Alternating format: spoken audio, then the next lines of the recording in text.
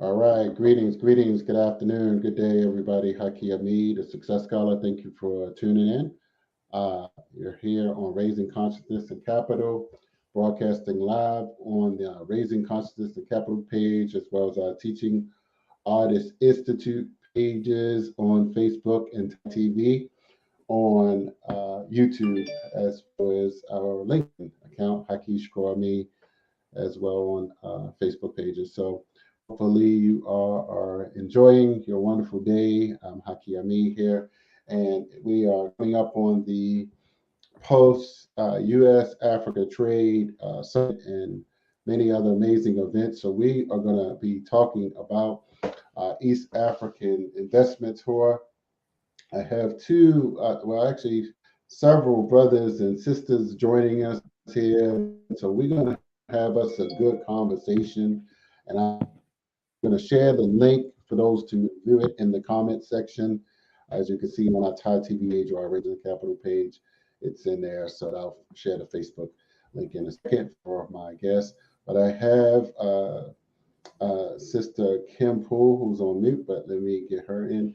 And Swantale and Sintwale and Sister Swatara and Sister, yeah, I don't see your names, but hold on. Matter of fact, let me move my. Hold on, let me move my names. And Queen Mother, Dr. Yeah. Janelle. Let me put your name up. I can't see it. I mean, I know who you are, but I'm sorry, it's just I just can't say it like how I write it. Jabril. Yes. Yes. So, but oh, just heard something. But yes, it's a beautiful day. Good to see you all. And first and foremost, I know everybody on here. So, and Kim Poole, I don't know if you're aware of the sister, but I know she's been doing some tremendous work in West Africa, uh, cashews and other products, of course. But I'll go to you, Sister Swatara. You can kind of open up for us since you will be coordinating and working with the Teaching Artists Institute with this investment tour. And you and your husband, you both left the United States. Well, first you're from Detroit, but you lived in Houston area, and you went first to Tanzania and then to Rwanda. And so I'll let you open up and just share a little bit in terms of this investment tour, as well as some of your experiences of being a repat. And I think that's a very unique opportunity that we have because you are there and have been there consistently. And I'll let add on to Sister, and Kim can come in as well. But I'll let you open up first while I start posting things in the link. Ante Sana Baba Haki.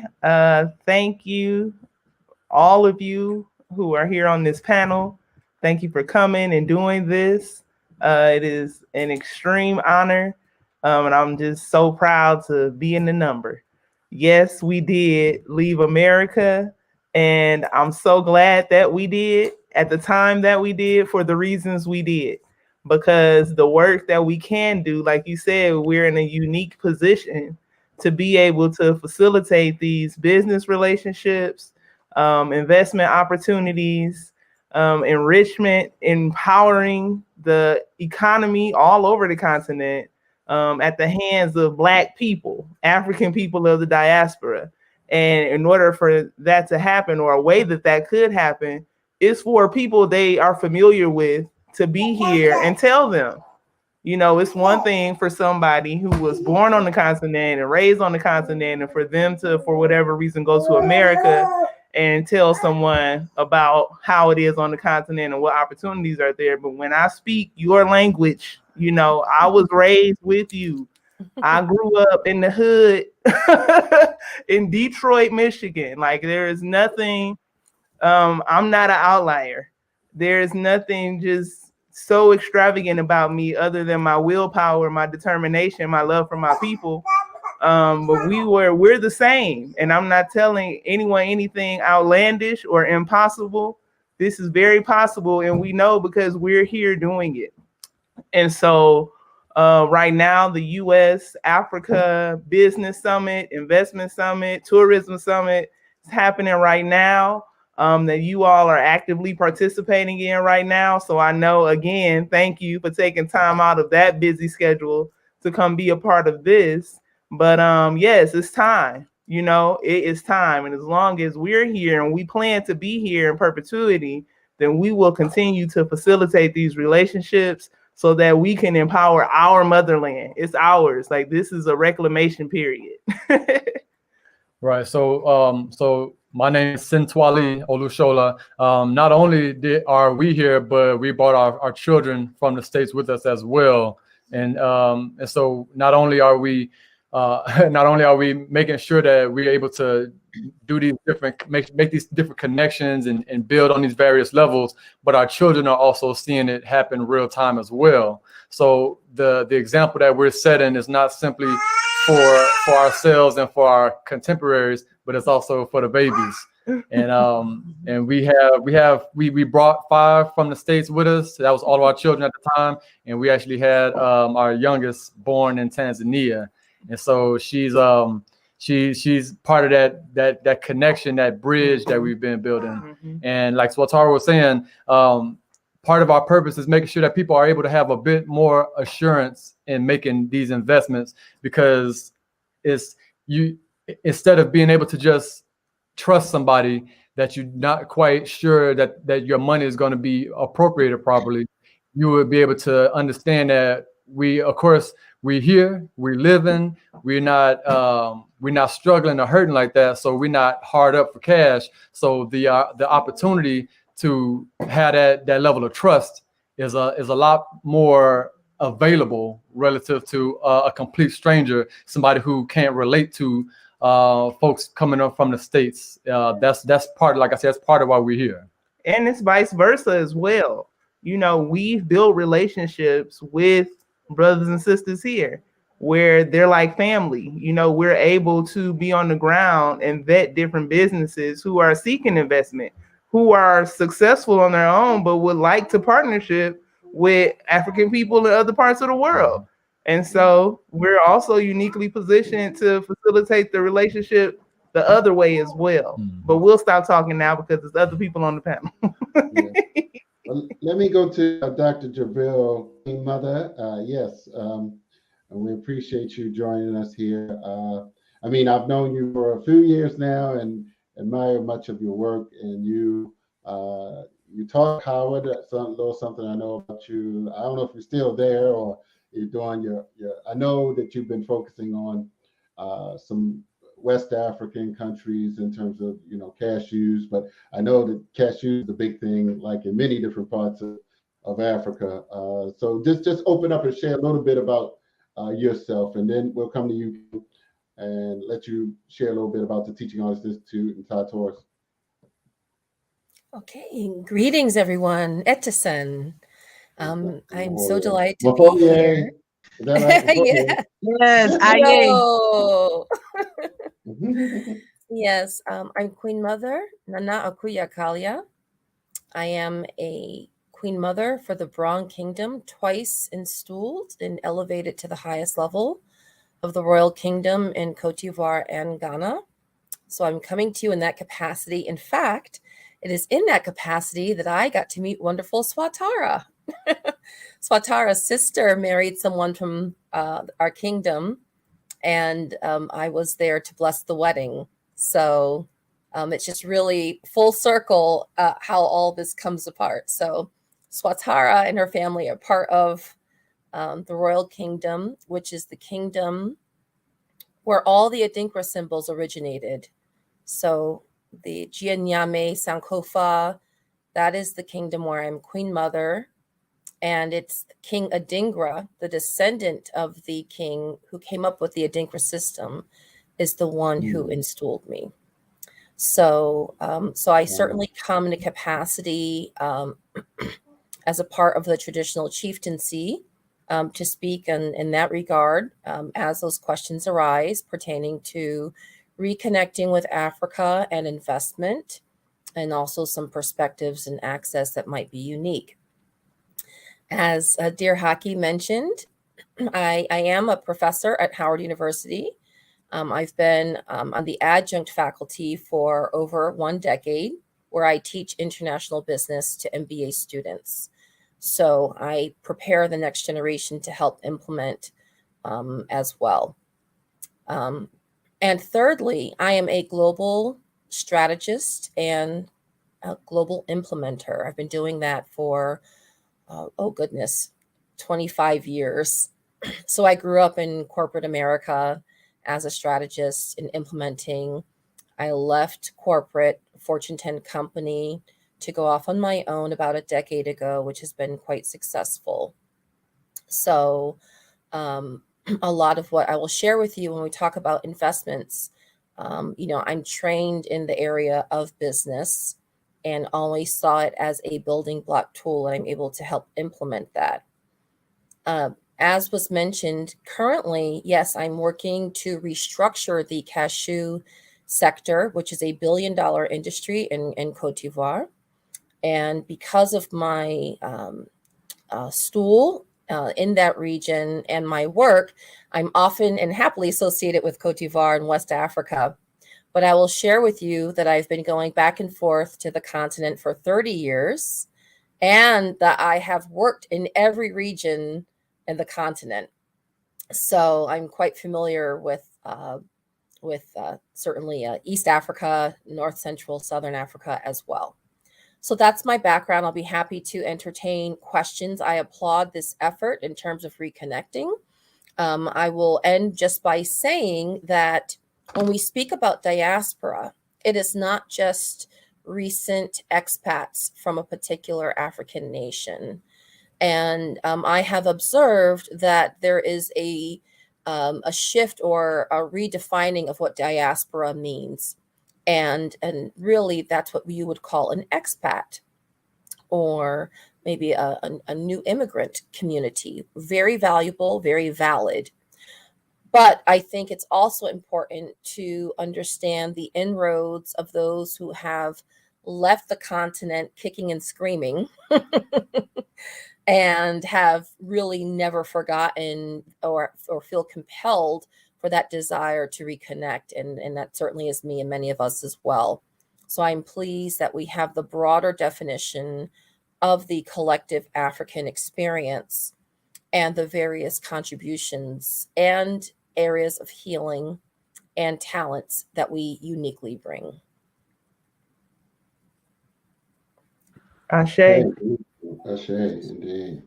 Yes. All right. So, Sister Kim, you had amazing past few days with the U.S. African Trade and Investment Forum. So, and I know you're there with Mama Ade from Cleveland.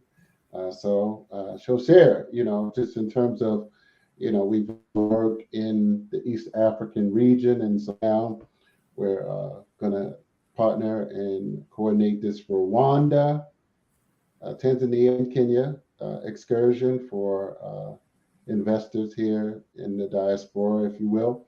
So just open up and share about your experiences in terms of investing in Africa or partnering, or however you care to open. Thank you, Baba Haki. First and foremost, I want to acknowledge that our time with the U.S. Africa Trade and Investment Forum is not over. This conversation is very much a part of that. We'll be sharing this conversation with all of our colleagues. We've invited them to tune in to watch it live, and we'll make sure that they are aware of those that want to promote their business as an opportunity for investment. The new form of enslavement is a lack of knowledge, those that know and those that do not. And so our organization, the Teaching Artists Institute, and Ty Tours, the for-profit arm of our work, is vested in making those connections, being that bridge. I'm an artist. And though we do business on an international level, I will never tell you that I'm the expert, right? We learn new things about how to be sustainable in our work every year. We've been in existence for 8 years, and that is a very small feat, standing next to the elders like Mama Ide that have been doing this work, next to my sisters like Angela, Minyara, Sales, that went to school and now doing comparative analysis with economies around the world.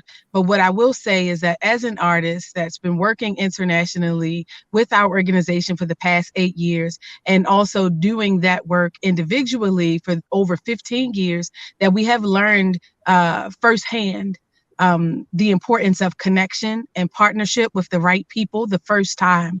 What we've learned over this process is that small entrepreneurial ventures, they don't have the money or time or resources to fail. And so it's very important for us, especially grassroots connections, startup initiatives, that if you decide to work on a continent, that you're in a network of people that at least have the capacity to say yes, even if they say no to your initiative.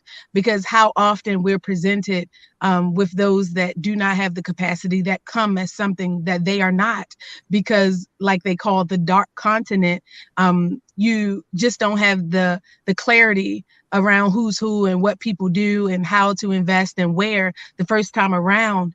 Even some of the entities set up by the government that are there to filter investments, like investment centers, etc., take percentages of deals that happen that are unnecessary, and unnecessary financial hardship for startup initiatives from the diaspora. And so with Thai Tours, we're always looking for opportunities to facilitate tours that connect those in the diaspora to the continent, especially in regions where we work.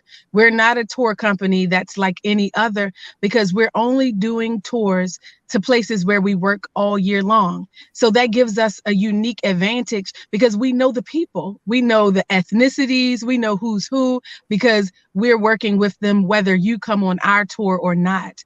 And the reason that for next year we're doing the Ujamaa East African Investment Tour is because we know that our curators this year, Swatara Olushola and her husband, Baba Sintwali, they have an intimate relationship with those that are doing the work on the ground.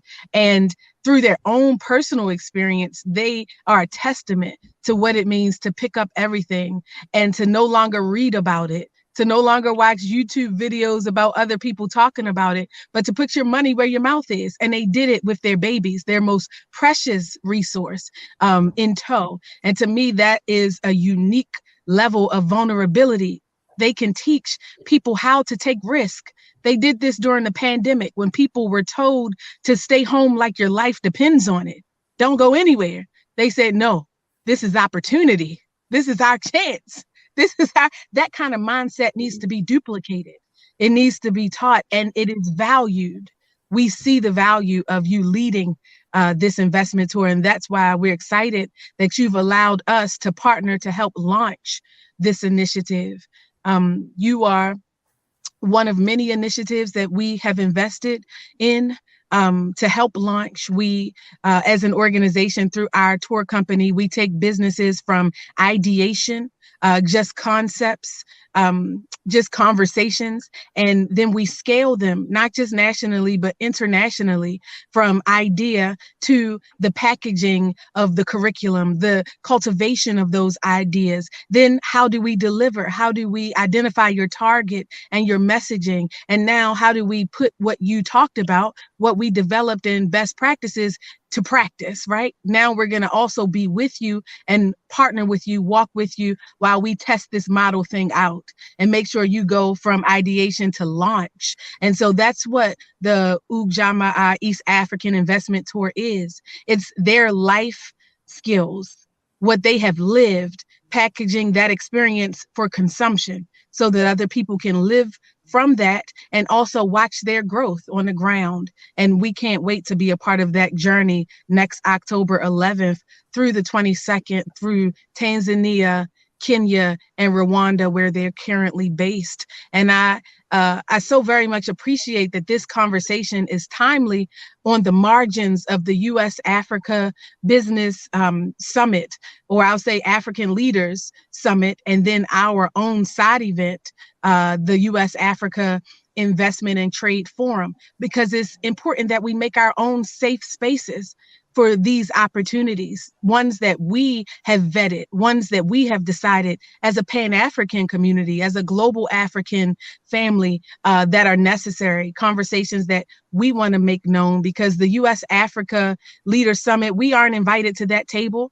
Now that Africa is the public interest of the United States once again, because we know that Africa has many roles that they've played in Africa secretly and quietly. But now that they've brought that conversation to the forefront, we need to make sure that we're not only at their table, but we have our own table, that we're building investment opportunities for us, by us, so that we have an alternative, and so that we're building with our own cultural epic center in mind.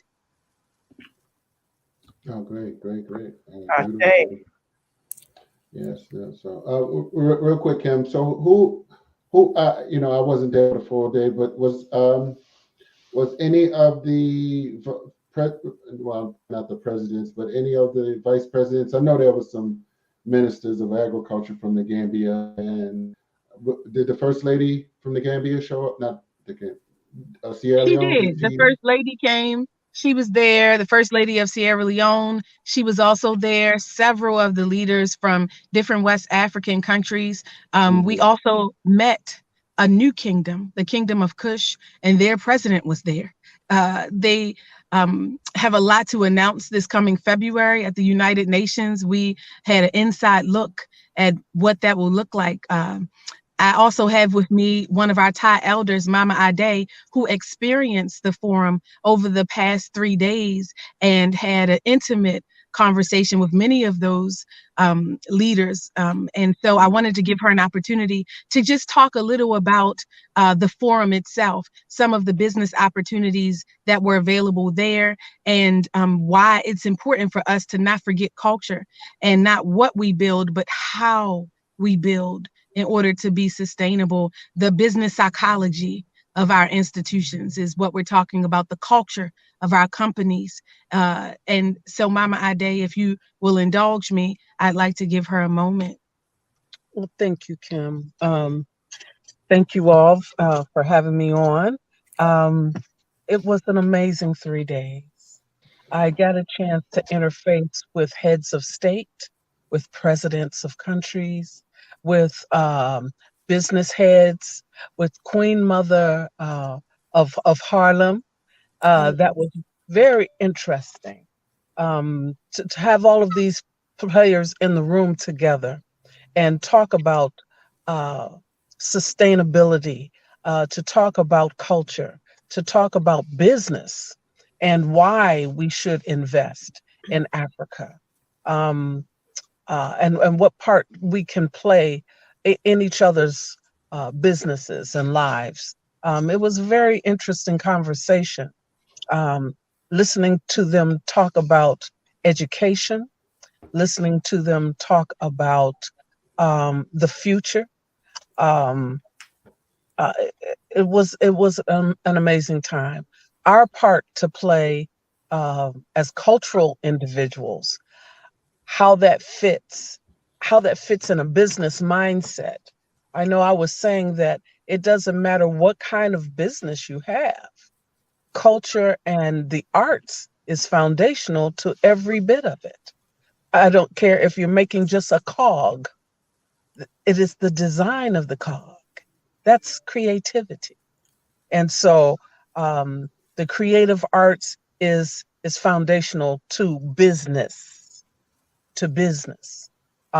Color, design, all of that is foundational to business.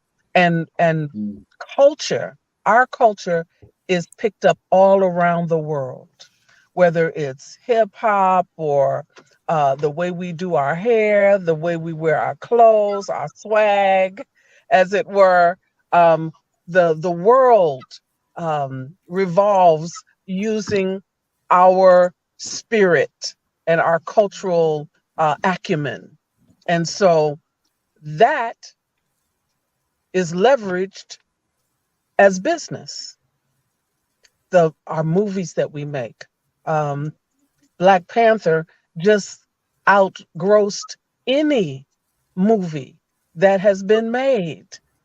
And we need to continue to tell our own stories, and employ our folks when they did The Woman King. All of those wonderful actors and presenters being hired.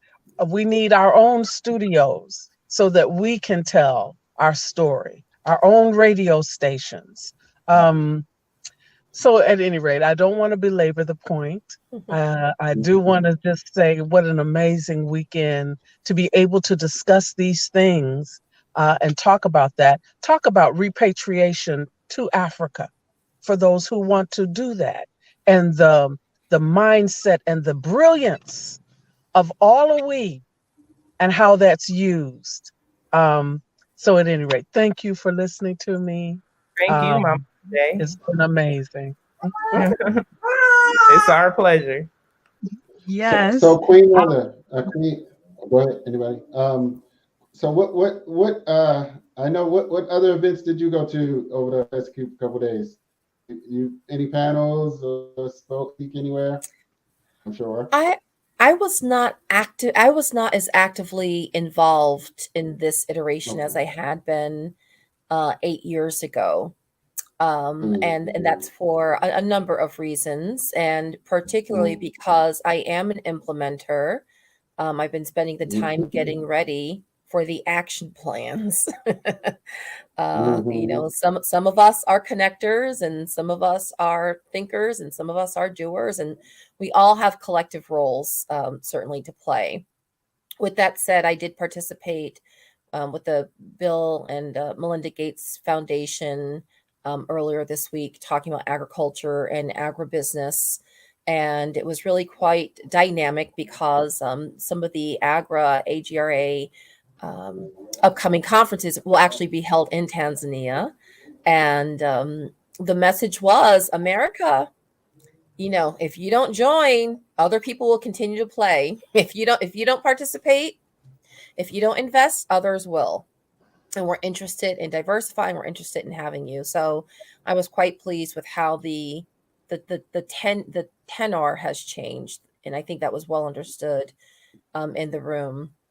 I also participated in investment meetings at the Embassy of Cote d'Ivoire with the Prime Minister, and so really discussing ways forward in terms of investment and what those strategies look like, which I think are quite sophisticated. So, for example, one of the terms that you hear is local content. So when you talk about investment, if you are a foreign direct investor, right, there's this need to engage local people, local hires, right? And we know how youthful the African continent is. And so in the case of Cote d'Ivoire, for example, the investor can get tax incentives based on doing what you might call the right thing. So you are not compelled to hire local content, right, or your local workforce, but you receive a 2% corporate tax deduction if you do. You are not compelled to hire Ivorians as management teams and in leadership capacities, but there's an additional 2% tax savings if you do. You are not compelled also to have an Ivorian co-owner, but there's an additional 2% if you do. So that's an example that I think is quite smart in terms of addressing and incentivizing issues we haven't seen with other partners when it comes to local content, engaging local management and leadership, and even real partnership and ownership. So that's an example. So yes, right now I'm quite deeply focused with Cote d'Ivoire, as they are, have been ready to engage and implement. And so certainly I continue to work with other countries, but I tend to speak on the actionable results and not so much things that are incubating or in progress. So there's some work that I've been doing with Central Africa Republic, for example. There's some exciting work that I'm doing now, and our team is from Nigeria, South Africa, Canada, and the US, for example. So it's just really exciting. And I would say that we have to go deep within a particular country. As Sister Kim mentioned, there's so much diversity with ethnic groups. It's important to understand the lay of the land. Once you have a model and once you understand that community, you are then able to scale it, or you'll be invited to other countries and other communities with your investment, with your product, project, or know-how. So the other thing I would like to say, particularly as most of us are, of African descent, is that on a spiritual level, we are often drawn to where we may have ancestral connections. We may or we may not know this. And so while we might feel a kindred connection or drawn to certain regions by virtue of the people or the culture or what they're known for in terms of what they produce, but ultimately there should be a level of synergy and connection, of mutual welcoming in the environment where you are. And I think that's something that's very important as well to consider. So thank you. I have a Yes. question, if I may. Of course. I know you spoke about work that you've done in other regions of Africa Yes. as an implementer, but you ultimately chose the Ivory Coast. And I would like to know why you chose the Ivory Coast, how you came to receive your installment twice. And yeah, we could just go with that 2-part question. Okay, I will say, well, I will say that Cote d'Ivoire chose me. So the story is quite phenomenal, where I'll tell the brief iteration of it. But I was on the official advisory council for AGOA to help get it extended the 10 years. And it was quite an uphill battle, but ultimately we were successful and we got Congress to pass it. In that capacity, I was invited to speak during the AGOA conference in Libreville, Gabon. When I spoke very candidly. Someone who I'm not just on the policy side. Again, I am, I do work, whether it's at a multinational level, whether it's grassroots. I'm in academia, so I know education. I've always been at the touch points of sectors and industries. And for a long time, people didn't understand what I was doing, but then now understand how the intersection of all of these converge. So nonetheless, I spoke at the AGOA conference, and there were some women from Cote d'Ivoire who came up to me who were quite compelled by what I said, because it was not the normal, conversation. And as it would be, they invited me to work with them on some initiatives. And we certainly clicked, and we started to do some great work, which became a success story with the US State Department just 6 months later. A year and a half into our engagement and partnership, the Ivorian woman called me and said, Professor Kelly, we are so excited. You've been a great partner. You've worked with us for a year and a half, but you've never seen a shea tree. You've never been to Cote d'Ivoire. So women have gotten together and we got you a ticket. You're coming. So the women gathered and brought me a ticket. They called me a few days later, said, we're going to get the program ready for you to arrive. So when they called me, they were quite excited and told me that the governor agreed to have my audience when I arrived the next week. When they told me which governor it was in Gontugo, the Bonduku region, I said, where is that? They said, the Bron Kingdom.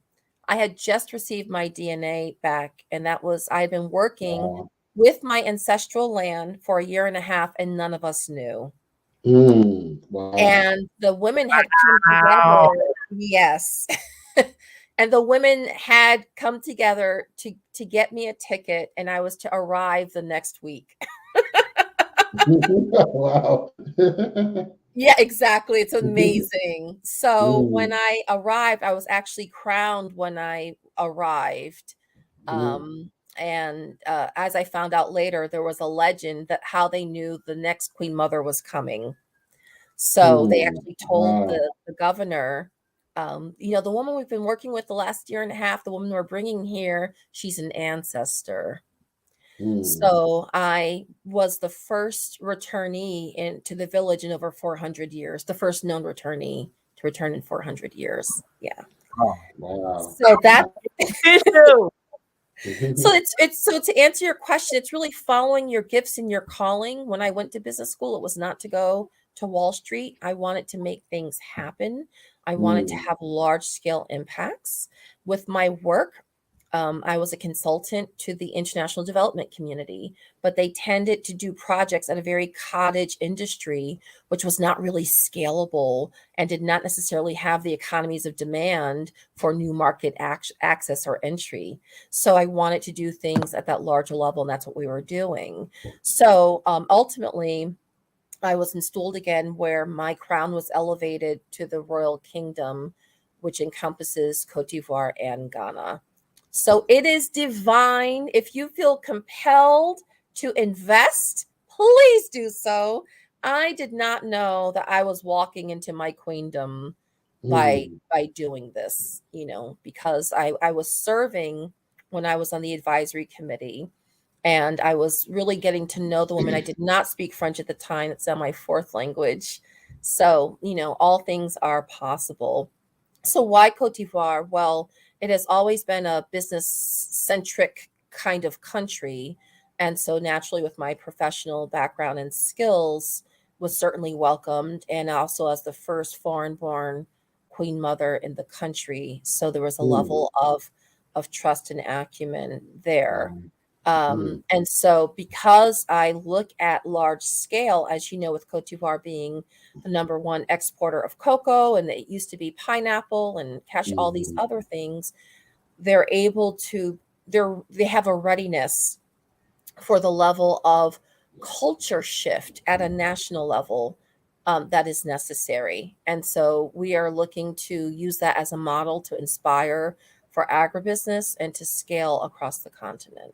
And you all recently crossed over into, well, I don't know about crossed over into, but did you recently open a manufacturing facility to kind of get rid of the middleman as it pertains to cashew processing and exporting? Yes. I did not open a factory myself. What I did was help to train, audit, and certify all the factories across the country, so that they would have the capacity and the certification for direct market access.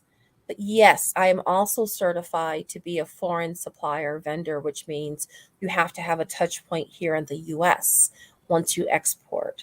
So we do have actual, that actually is an opportunity. We do have a factory, an amazing one that's available for investment. It's just sitting there, and it's actually in my kingdom, and as there are others. And so to answer your question earlier, I think Haki was asking about my participation this week with the US Africa Leader Summit.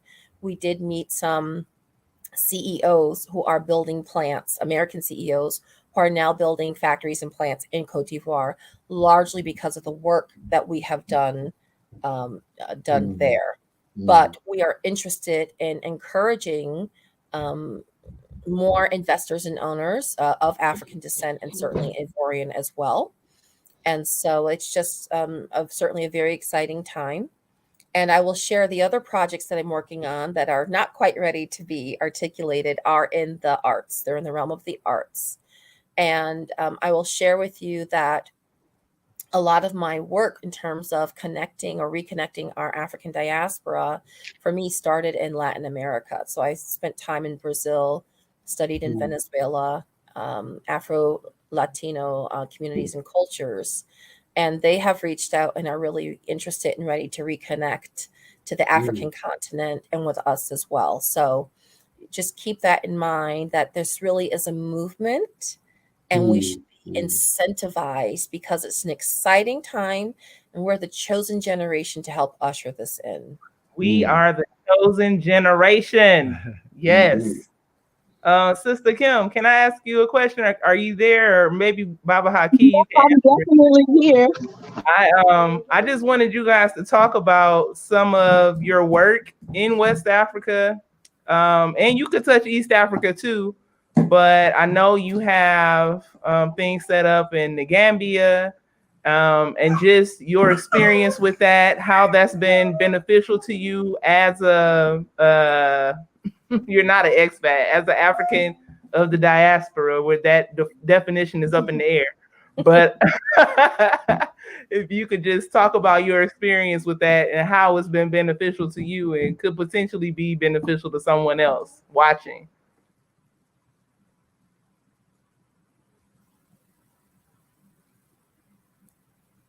I think you're muted. I'm talking. Baba Haki, did you want to go first?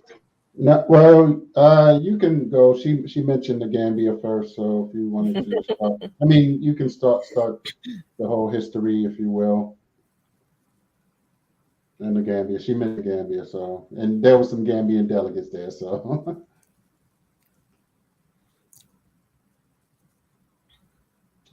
Well, if she's not accessible there, I came on board. Is she back? Okay. Well, I came on board to organize and coordinate the East African part of the Teaching Artists Institute with Kim Poole. So I felt like, strategically speaking, that was a tremendous opportunity for several reasons, politically, just as well as demographics for the tour city. So we went during COVID, and actually, as you know, Tanzania was like the only country. Well, someone said something about Madagascar. Is that true? Was that they opened as well, right? I think you all might have mentioned that about the countries that were open. And so what we did was we opened like a vacuum, if you will, because many people, and I just really realized that many people were paying attention, individuals that were curious in terms of, traveling. They were like watching, like, what are you doing there?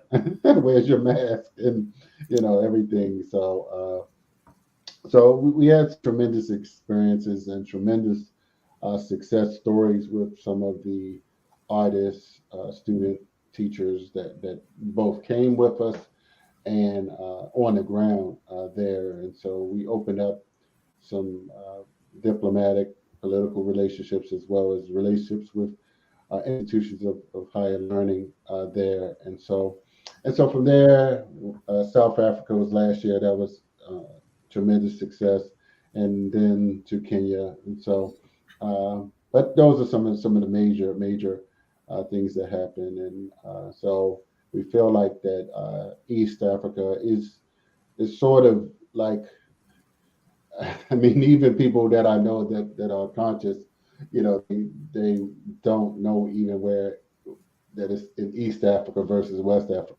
So I feel like there's a niche just to, in terms of tourism, first and foremost, that people are still curious. Blacks here are curious, as well as, with Kenya, President Obama, people, began to travel to Kenya just because of his influence there. So we feel like that, that the combination of those two things. But let me just say, I mean, this guy, when I told him about you and Rwanda, he was just very excited. He was like, Rwanda is beautiful. I mean, so, but I know Mama, what's her name? The one that from Ghana, that's there now. One Africa. Oh, yes. That's in Rwanda now. So I feel like we are positioning this for a great success story, which we would like to have. So yes, I'm excited. So Kim, unmute if you're in position? If not, we can. That's all I right. think it got kicked out. Yeah, here right now. We could talk a little more about Rwanda and East Africa. Oh, here go Kim. Here go Kim. Okay, good. Okay. I'm sorry, I do want to hear you talk all about Rwanda and East Africa. But to your first question, when you mentioned what as an organization we've been doing in West Africa, so we work in 7 countries. So 5 of which, or 6 of which, as of this year, include the continent. And so in East Africa, yes, we're in Uganda, Kenya, and Tanzania. But in West Africa, we're in Gambia, Ghana, and Liberia. And so notice all those places they speak English. Yes. Anglophone regions are my favorite. And we've been invited to work in Cote d'Ivoire as well as Benin. See, I understand how very little language has to do with communication. And even that, understanding that, I've realized that if I'm already, if it's a steep learning curve to understand that body language, those things that aren't being said, those things in a business deal where you're watching the assistant go back to the office, and that matters when it comes to the survivability of your project, the feasibility of whether or not you should go into that area when you're trying to map the symbolic landscape. Yes. And when you're learning the players and doing that initial assessment, if we're having difficulty doing that in Anglophone Africa, oh my God, just add French. So in West Africa, no, we have not taken any of the offers like our Queen Mother. Come on. No. So in those areas, I'll start with the fact that we only go where we're invited. So I appreciate you saying, come on. That makes such a big difference. Go where you're invited, not tolerated. Go to a place where not you see an opportunity, but the people on the ground see an opportunity in working and being in partnership with you, because Africa is still a relationship economy. You have to know somebody that knows somebody. Your money is only going to be taken and you'll be giving nothing in exchange for it. And even if you feel that you've gotten something, you'll get the very least of what is available if you don't have a strong relationship. And so I don't want to emphasize, or I can't emphasize enough, the importance of the human resource, relationship development, and the adoption process. So you need to be adopted by a family. Forget what they told you about mapping your what is it? Your DNA, geographically mapping your DNA and just showing up at the place. Yes, tourism is great. Go if you feel a connection. But what you should do is a little research on who's in the area, who's already working on the ground, and find a way to connect with those people, especially if you want to engage in business. So in West Africa, that's exactly what we did. We were invited. In Ghana, we were first invited by the Musicians Union. And I'm an artist. That's the reason I first started coming to Africa. They asked me to perform. And I'm not Beyonce. I'm not Jill Scott, not even Jill. But they didn't care. They thought that my music was great. They invited me over to perform. And, it's very different when you see growing up the narrative, the misinformation campaign that they give to us about opportunities on the ground in the continent. And I grew up watching the same things that they showed you if you grew up in the US, just 10 cents a day. Just 10 cents a day for this child with flies flying around, their belly swollen with hunger. This was the narrative. So when I started to receive opportunities to perform as a underground artist on the Chitlin circuit, where all of my expenses were paid to fly in, I stayed at the nicest hotels. What? There are nice hotels, the nicest hotels. And then I got paid a couple grand. And there was a stadium full of people. I felt affirmed and acknowledged, and they appreciated my art. This kind of cultural exchange and empowerment was taking place. That got me interested about other opportunities available. So it was in Ghana that we began our initiatives, and we worked with the Ministry of Tourism and Culture. And I realized that I didn't want Delta to get the most money. I didn't want the hotel chain to be the best paid broker at the table when it came to our repatriation, that there needed to be other intermediaries, like just so happened to be ourselves, not at the time, but I eventually said, if we're going to come over here to do the business, if we're going to come over here to do the exploration and the feasibility studies and the symbolic landscape study, then I need to be a part of that transaction first and foremost, because we've been doing that, getting emotionally excited about our newfound understanding of Africa and connections. And then everybody that gets paid at the table is European, or you have to fly to Europe before you can get to Africa, and everybody gets money but you. And so even though culture is the new currency, we have to create a culture of development and filling needs in our community. Who has the expertise in our community to fill the needs that we have to facilitate the business deals that we want for our future? And so we wanted to be a part of tourism, and we started that in West Africa, in Ghana. I can look back as far as 2012, our first initiative, our first trip, cultural exchange initiative in 2012 to Ghana, with Mr. Rufus T. Stevenson and his initiative and the Ghana African American Association. We were invited to the Gambia by the Office of the President. By this time, our organization was established, and we established in 2016. Wow, I'm getting old, y'all. So November of 2016, we established this work. And no, I'm not going to go back another year. Okay, I am. It is November of 2015 at Coppin State University with the Department of Visual and Performing Arts. That was our first teaching artist delegation that was trained to help facilitate these connections, trained as cultural emissaries, as translators in this international business landscape, first with their own understanding and then to help translate, so to speak.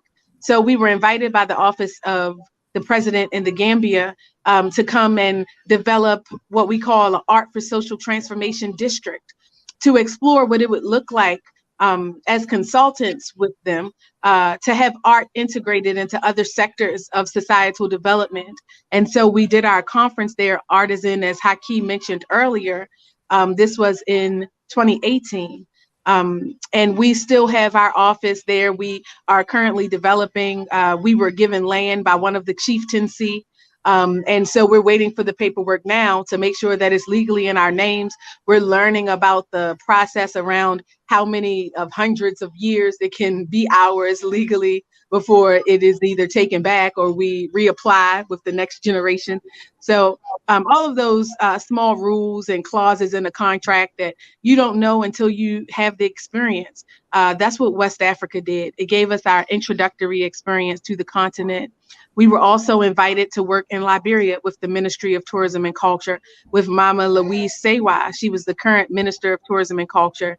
And it's nice when they're taking care of your visas, all of the little logistical things that add up as a small business that you don't know to include in the budget. Because, you know, it's your first time around that we can help prepare you for, and that governments that actually invite you, on ground stakeholders that actually invite you, can help mitigate. If only they've invited you, then they want to do that. And so we continue to work in those regions now. Those were our first, they are near and dear to our hearts. But since then, in 2019, we expanded to East Africa and we hit the ground rolling. East Africa is fertile ground. They just understand the assignment, and partners are already cultivated. They're already doing this work. International development, partnerships with Pan Africa. They're just glad that now we're at the table too. And so I'm excited that Swatara is going to lead an additional conversation to bolster that opportunity. So, Queen Mother, I got a question, kind of actually not much of a pivot, but still very much related to what Kim was saying just now. Logistically speaking, how viable is it for foreign investors to be able to acquire property in Cote d'Ivoire? Are we speaking like an individual can go through the entire process and have a title deed, or is it have to be a foreign entity, excuse me, not a foreign entity, but a locally started initiated entity that will have to acquire the property in its name, or is like what's the protocol for foreign investors with property? Sure. Well, property is seen as one of the key investment opportunities in Cote d'Ivoire. So there are actually some initiatives started by Ivorians living here in the U.S. that make the opportunities to acquire property quite accessible and user friendly, if you will, to help make incremental payments toward your investment as it's being built. In terms of land, it depends on the project, and you would meet with the local chieftaincy. And I've seen sometimes ownership or sometimes leases or agreements. So the economic capital of Cote d'Ivoire is Abidjan. The national capital is actually Yamoussoukro, but everyone knows Abidjan is in fact about 25% international. It's a very cosmopolitan international city. So in terms of ownership of real estate, to live in our investments at an individual basis is something quite common. And in terms of land, it depends on the intended use and purpose of the individual or the opportunity, but they're certainly there. Okay, actually, I got another question, if you don't mind, because I got a lot of information. I got a lot. I'm seeking a lot of information based off of other countries that we've been into and other countries that we plan on visiting. And of course, the Ivory Coast, Cote d'Ivoire is one of those countries. I guess a pretty pertinent question that I want to ask is based off of our experience in both Rwanda and in Tanzania. We've kind of experienced the spectrum of when it comes to corruption, dealing with government officials from the top all the way down. And so in Tanzania, it's a bit out of control, just being speaking candidly. And then in here in Rwanda, it's a pretty solid chokehold on the corruption. What would an foreign investor be able to expect going into the Cote d'Ivoire? That's a very fair question, and thank you for understanding the differences and nuances from place to place, right? It's an evolution. So Cote d'Ivoire really takes pride in its anti-corruption efforts. There's something that is called the Corruption Perception Index that is published annually, and you'll see that their ranking is relatively low in terms of corruption, and it's been a priority for the president. And there are a number of awards that are given to every ministry based on their transparency and based on the accounting that they do. It's so interesting because when I was first going regularly, it's quite common to have lots of ceremonies, whether it's with the officials and the government, or whether it's the traditional rulers or cultural. And they are always talking about, dollar amount or, CFA amounts, their currency, and so this much and so. And I didn't understand, right? But that's the level of transparency where if there are funds to be given or if there is a budget, that publicly it is announced who is getting what. So that there is no, there's no discrepancy in terms of how much was given, etc. So culturally, I think they're taking pride in understanding the long-term impacts and the perception impacts that are negative or prohibitive with corruption. So I would say several years ago, it would be very different. You would get stopped and pulled over and asked for money. And that is increasingly rare. For instance, happened, which I don't do, but it was just circumstantial.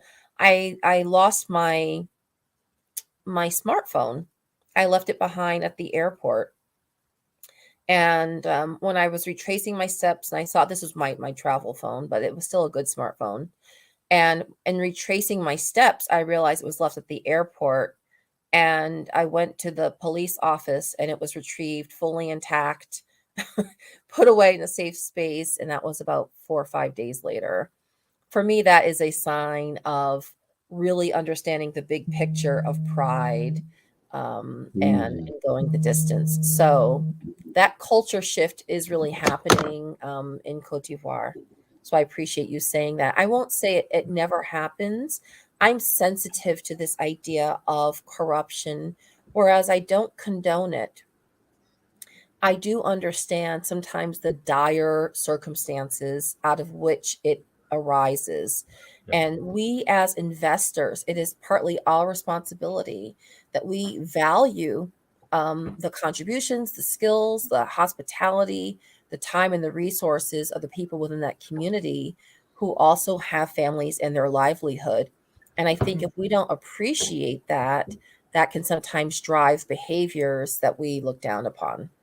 Yes, yes, for sure. Hmm. I think also that you and your installment and Sister Kim and Baba Haki and the places they've been invited to also speaks to that evolution.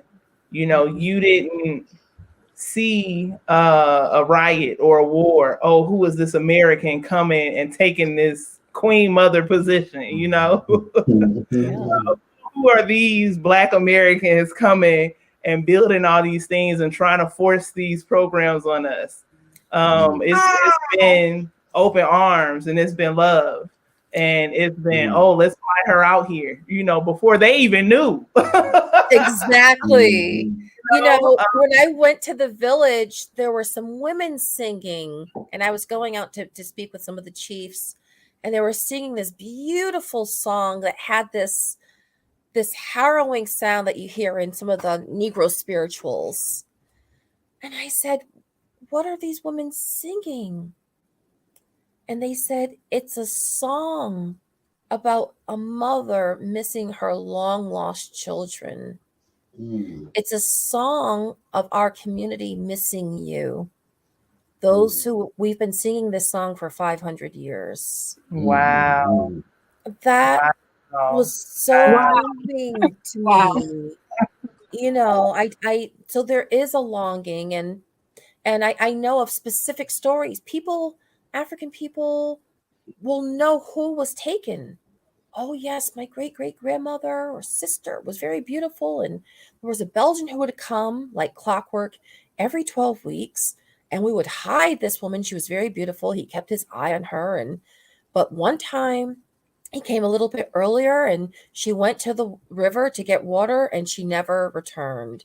And so Mhm. those stories are known. They have an idea of who took them, who had the eye, and we're not bodies, right? So it is well understood. My doctorate, my PhD is actually in African studies. So many of us were selected or targeted not just for able bodies, but for a particular skill set, for particular talents, right, for particular capabilities, whether you were an excellent builder or a musician or sometimes too spiritually powerful. There's a lot of dynamics going on, so there's an awareness. And one of the most amazing things about traveling to the African continent all over is seeing the faces of people who look like your auntie, or they look like your classmate, Mhm. or they look like, it's so amazing, you know. And so that's why some of that reception is just there. It's like, you are literally my auntie. So And that's I don't part of think the difference. Oh, I'm sorry. Go ahead. is no, I'm sorry. Yes, you're right. That is part of the difference. And so that is part of the beauty. And so I hear what Kim's saying about, be invited and sponsored, but our highest goal is to have that spiritual reconnection in terms of wholeness. It doesn't mean you only go where you have a known ancestral bloodline. No, you do go where you are embraced and adopted. And when you find out the migratory and history patterns of some people, you may find out that you are exactly where you belong anyway, right? But Mhm. that intrinsic connection is for those of us who are ready, is one of the strengths, and that is felt when you're talking about investments, and typically in the business sense, you're looking at risk, right? And so some of the hesitancy is based on trust. Do we trust this individual, right? And also, when you have an investment, you need a timeline. So you need to be able to have security in that over time, there will be a level of stability, right? To recuperate the investment and for it to grow. And if there's a perception of changes of regime or takeovers and all these things, that makes it very difficult in that risk assessment to do that investment. So it is about relationships, right? It is about relationships. It is about connections. And so some of us may have a deeper connection by virtue of going. You do have to go and see really where your spirit is accepted and certainly appreciated. And I would just say be open to what those opportunities are. And a little investment, even a $300 investment in an individual can change their life. Yes. Yeah. Yes. Yeah. That's something we've been trying to stress to people, that you don't have to have tens of thousands or millions to make a solid, sound investment. It could be a couple $100, the same amount of money that some people would go shopping and spend and it won't see it again. You can make a couple $100 worth of an investment and see the return on it plus some. And you'll be changing somebody's life in the process. Right. And I think once you as Black people, if you will, once you make a decision to reconnect, once you make the decision to answer that calling, once you make the decision to return or visit, even the way opens up for you. Once you make a decision to invest, it's like things just fall into place because, like the story she told, your ancestors know. Yes. You might not, but your ancestors know, and they know when you feel that longing to head home. And they come with the right intention, because I have similarly seen the continent spit people out. Likewise. I have so have we. And it's and so we have to humble ourselves when we come. Yes, we are survivors, and yes, as was mentioned, our culture is exported and influences the world, and we have all these things, right? But we have to be humble because there's a lot that we have to learn and even appreciate. And so it's not just about teaching, right? We have to be willing to unlearn and even relearn.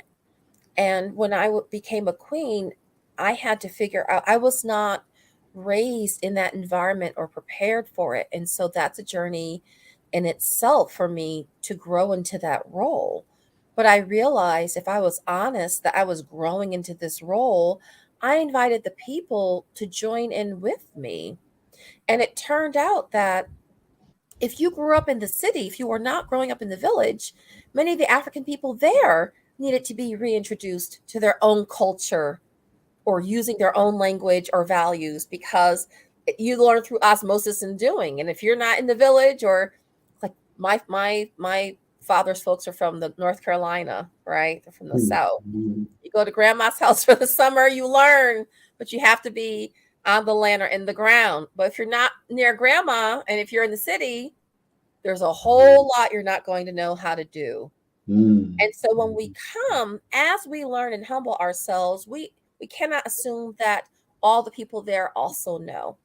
And as Kim was mentioning, Anglophone countries, when you're dealing with Francophone, the French speaking, or Lusophone, the Portuguese speaking, there's so much value on, what is European, and, what is African, and their products are, often looked down upon. And so some of the early work that I did as an investor myself was showing the valuation of African products. And people would compliment me on my skin or things like that. And I'd say, oh, I'm using shea butter, I'm using this product. I'd say, what? You're not using Clarins from Paris? You're not? No. And now there's this influx, and there are stores and co-ops of African-based products. So you have local product development. And this is a new phenomenon, to see the value in their own products sourced from God-given natural goods, right? And their talents, and then going back to grandma's recipes, right? So we can learn that and share in that together. And I just want to add a little to what you just said about not going back, with this sense of, I am teacher and I know, because whenever we've gone to incubate any new initiative, it's always been in a spirit of partnership. Like, we're looking for partners. We don't have all the money. We don't have all the answers. We're looking for opportunities to be mutually benefited. Yes. And so, you know, the sisters in the Gambia, for example, it's like, listen, sis, my people are suffering from diabetes, high blood pressure. We have real issues, and you have lemongrass just growing for free. Moringa, it just grows like that. Yes. Let us find ways to engage in this exchange. It's like, oh, you want some of the things from the US? Yeah, sure. If you want some of this Bath and Body Works, I'll bring it, and give me that shea butter. Let's trade. Okay. I'm not trying to make you feel bad about wanting a taste of American culture. Take it. And eventually, through that exchange, through the benefits that you receive because we put value on what you naturally have, you will begin to shift all by yourself, because opportunities for exposure is the true learning. I can't open you like a bottle and fill you up. Yes, sis, don't you feel how that bleaching cream burn? But when every billboard on your street is lined with women featuring bleaching cream, you know, this is our advertisement. And when every media outlet is an Indian Bollywood movie, when, you know, because I was always really taken aback by that when I'm just specifically in the Gambia. Bollywood is a big deal in Africa, you know, and so when I see these images, you know, bombarded, I know what you're going through. So what I tell you is that, you know, man, you have the best skin, the highest cheekbones, and when you're here, the sun reflects off. It's how you deliver the information that matters.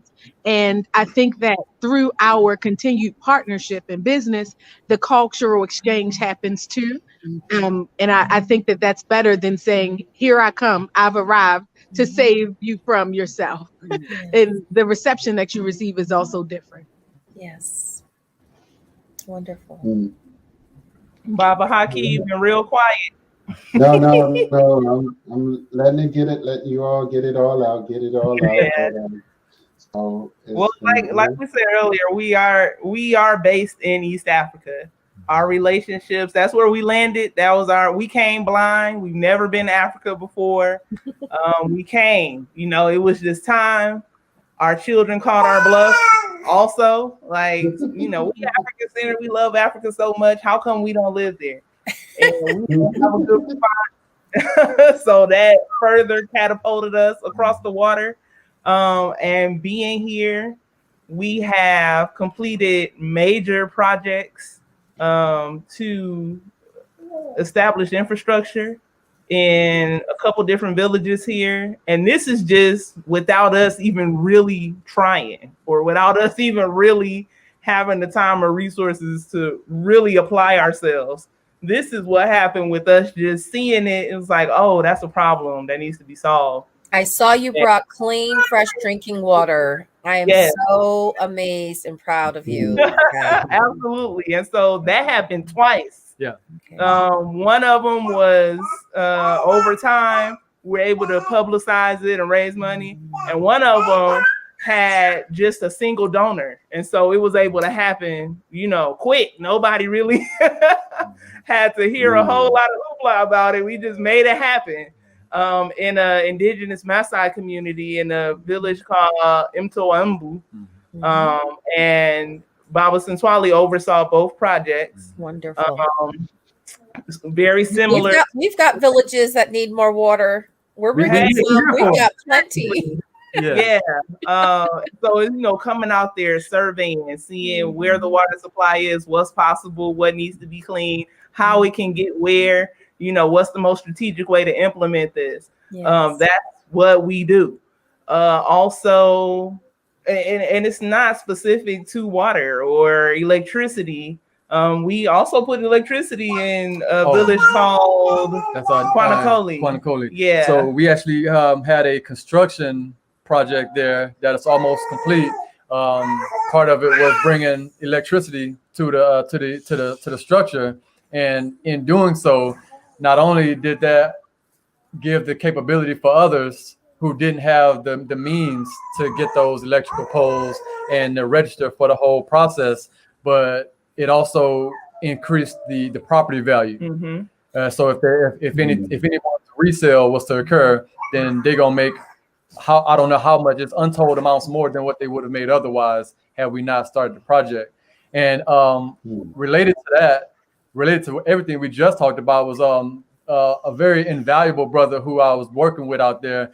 When I say this brother basically made Tanzania look good, because he did his best to not only put forward his best effort, but he was honoring his father. That was the main thing. He was honoring his father's name, doing everything he could to make sure that we were getting a fair deal, and that we were learning in the process. So at some point it was I would go to the market with him, or I would go to a vendor with him, and then he would go, all right, bro, you go see how well you can do. And I would have to speak the broken Kiswahili that I do, and be able to manage and my best to get good prices, and be able to build relationships with people. And I really feel like without that brother, we would have had a much rougher time. And that was based off of a connection that I had already had growing up from the States in Texas.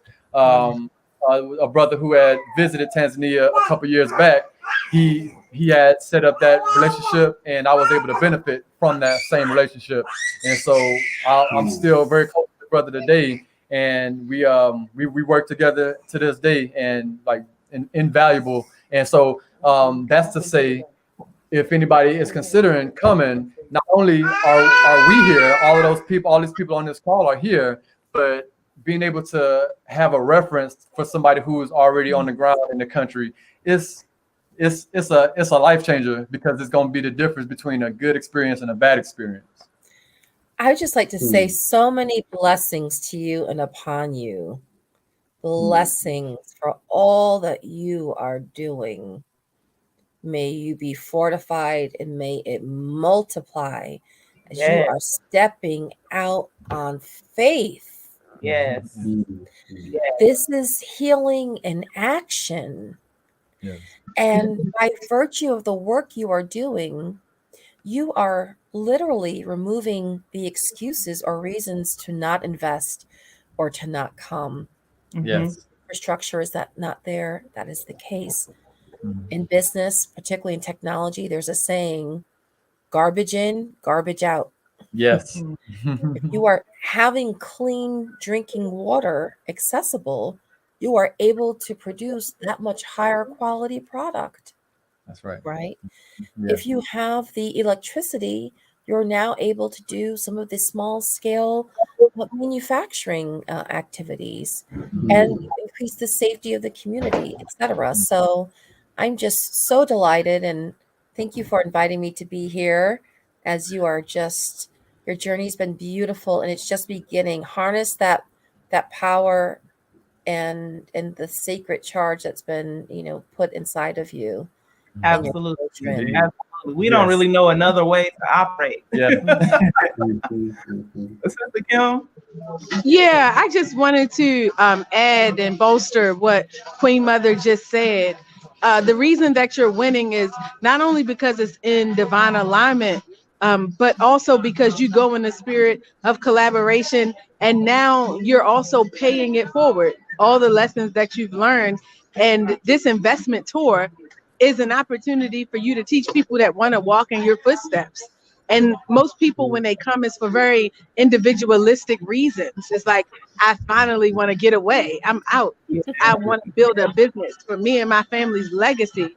I'm sick of America, or I'm looking, to make the most of my hard-earned cash. And you guys, every initiative you do, from Tanzania to Rwanda, when you came with us to Kenya, it was always about working in the spirit of partnership, collaboration, and giving back. And that makes the difference. The energy around your initiative makes the difference. Looking into the community, finding needs and filling it. That is real business development in the African worldview. And we have been culturally derailed. We're looking for capital without end, business that scale and scale forever, just grow without, any understanding of community balance. And so I feel like you are looking to build something that's sustainable, that's based on African character, the best of who we've been historically. And that's why you're winning. That's why you came blind and was still led in the right direction. Because even though you couldn't see, there was a higher power and energy that was watching and looking and guiding on your behalf. I have to understand and know that, not on a deep spiritual level, but by the results that you've been able to make. If you don't believe in ancestor, if you don't believe in spirit, if that's too deep for you to vibrate with, look at your family, Swatara. Look at Baba Sentwali and look at the outcomes and results that have been produced out of nothing.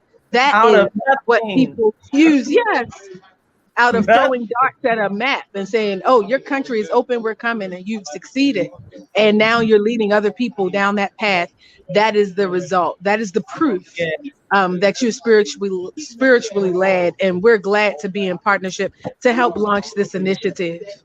And we're glad to be family with both of you, all of you, all three of you for sure. Indeed. And I want to make it clear for those who are watching who are thinking, maybe I want to invest in Africa, but they're going to East Africa and I'm looking at the Queen right here. I think I want to do something in the Ivory Coast, or I'm looking at Kim and Baba Haki. I think I want to get into what they have going in Gambia or Ghana. You can do that. Like, we're starting. This is our inaugural tour. We're starting in East Africa because that's where we are. And we want to show you what we've built.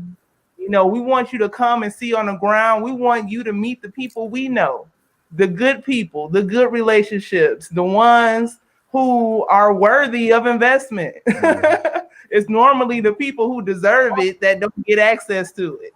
So we want to change that and put the right people together here in East Africa. But that doesn't mean you can't hit us up, contact us and say, hey, I have, XYZ, and I think it would do great in the Bronx region. Or, I think I could really facilitate something happening in Teaching Artists Institute Gambia or somewhere else.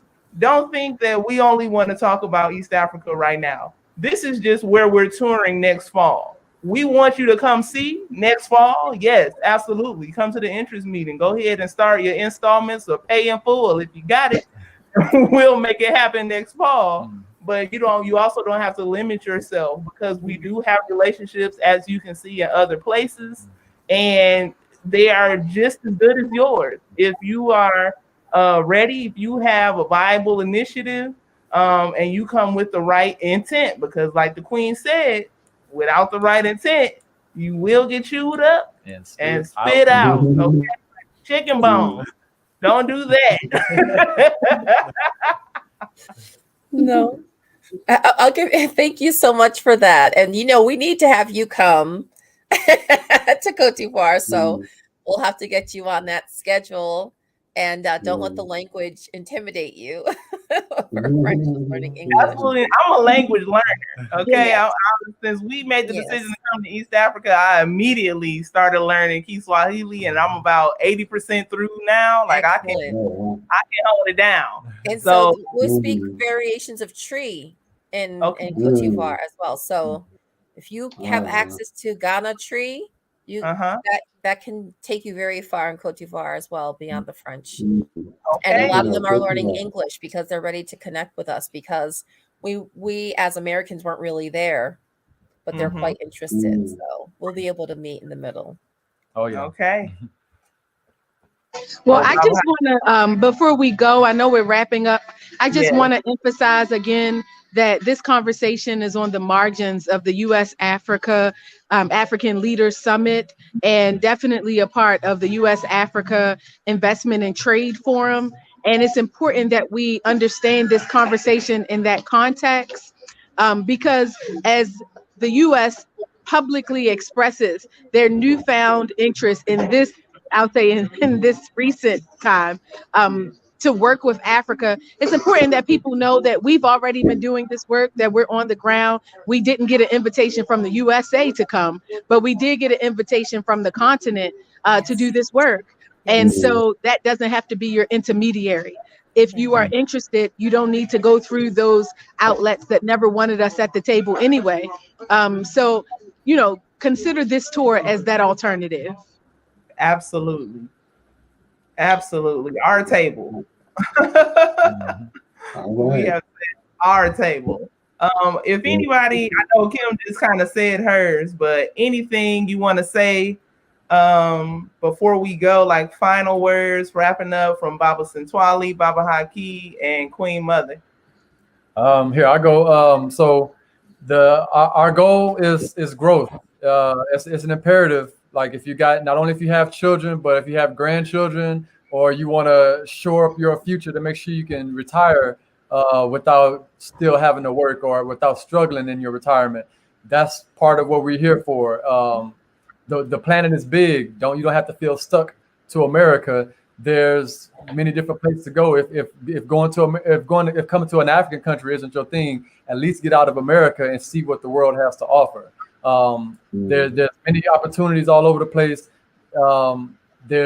And everybody is not bad everywhere you go, just like everybody's not good everywhere you go. So there's going to be probably the primary thing is to learn.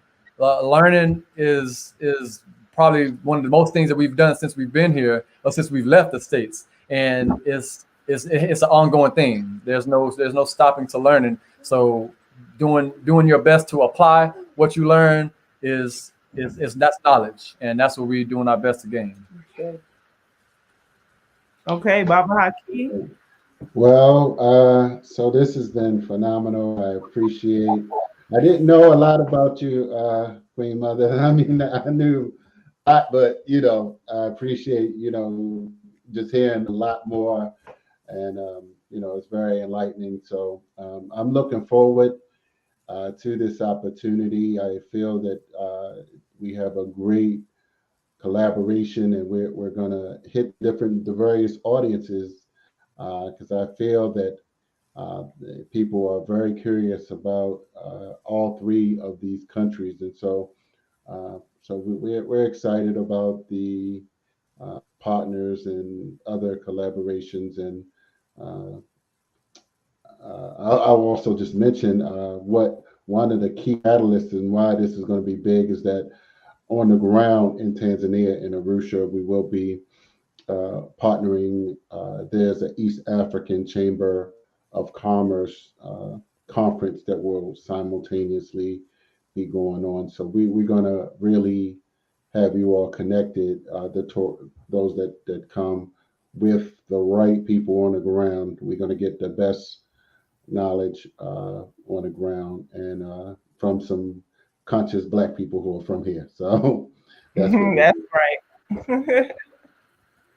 I want to mention before we get our last words from the Queen Mother, one of our current projects going on here in Rwanda, and I don't know, I'll try to put a link in the comments or something before we go, but we are in the process of building a literacy center in a town called Gashora, and Gashora is maybe an hour outside of Kigali.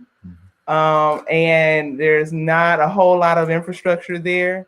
It's near different lakes. It's a beautiful area, but when it comes to plumbing or running water or electricity, it's scarce. It really is. And there are thousands of people and thousands more of children.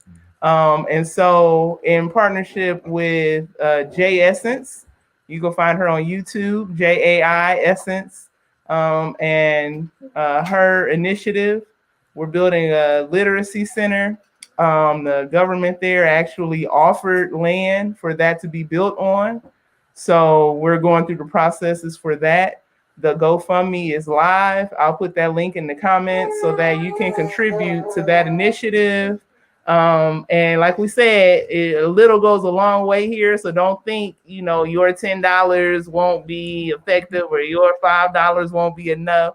Everything adds up. I mean, we're already at $3,000 little by little. So you can go to that GoFundMe link and make your contribution. All right, Queen Mother. It has been such a pleasure. And Swatara, thank you so much. I love your Detroit can-do attitude, bringing the best of that to the continent. That's why I love Detroit. It's just believing in it. And speaking of believing, for those who are listening, Believe in your gifts, believe in your idea, believe in your desire. Be the conduit to do those things that your grandparents or your parents or other loved ones couldn't do. Now's the time. You may have experienced lots of rejection, or you may have humble resources, or you may have tried something in the past and it didn't succeed. That was then, this is now. Prepare yourself for success, for partnership, and to win.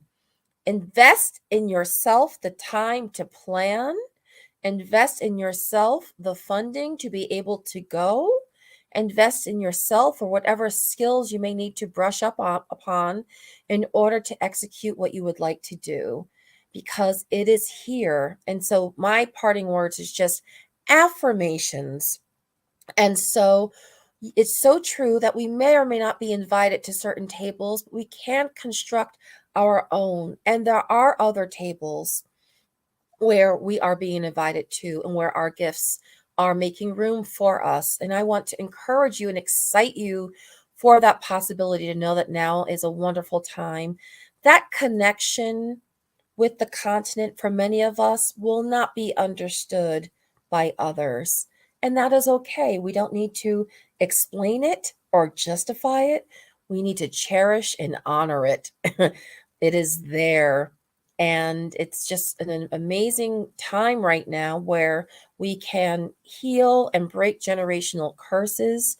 When we talk about investment, it may not always be in terms of your dollars into a project and expecting returns. Yes, those opportunities are there and they're high, but it can be an investment, right? An investment in terms of reconnection, an investment in cultural preservation, an investment in fortifying yourself on a spiritual level. There are all kinds of investments and all kinds of returns.